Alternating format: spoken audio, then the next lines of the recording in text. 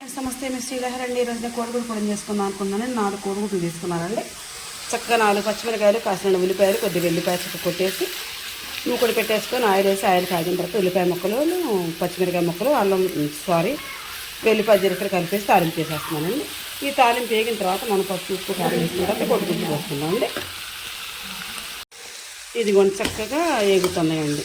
సిమ్లో పెట్టానండి. మరి ఈ మంట పెట్టేస్తే ఉల్లిపాయ ముక్కలు మాడిపోతే కోడిగుడ్డు పొడి మంచిగా అనిపించదండి. అందుకే సిమ్లో పెట్టి నిదానంగా జాగ్రత్తగా చేస్తున్నానండి. ఇది సాల్ట్ పసుపు వేసేసానండి. ఇప్పుడు చక్కగా కొంచెం కారం కూడా వేసుకుందాం. వేసుకున్న తర్వాత కోడిగుడ్లు మనం పొడుచుకుందామండి.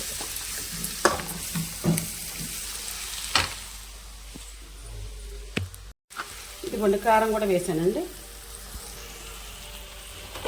కారం వేసా కొంచెంసేపు ఉంచితే పచ్చికమ్మ పోద్దన్నప్పుడు కోడిగుడ్లు పోసుకుందాండి మనం.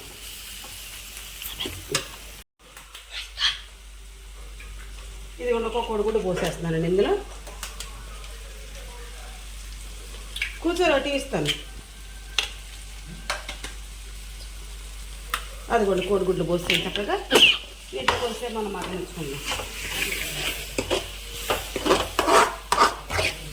సిమ్లో పెడదామండి ఒక్క నిమిషం. కోడిగుడ్లు మరి ఖరాబ్ అయిపోతే కొంచెం ముక్కలుగా ఉంటాయండి సిమ్లో పెట్టుకుంటే.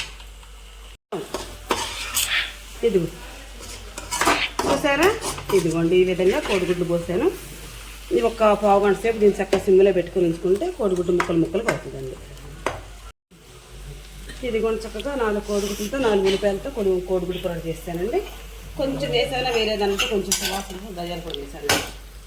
4 వెల్లిగబ్బాలు వేసానండి. ఎక్కువ కూడా వేయలేదు. ఎక్కువ ఉల్లిపాయ ముక్కలతో 4 పచ్చిమిరకాయలతో 4 కోడిగుడ్లతో ఉల్లిపాయ కోడిగుడ్డు పొడి చేసుకున్నానండి. చూడండి, మీకు నేను చేసే విధానం నచ్చితే నాకు ఒక లైక్ ఇవ్వండి. Please subscribe.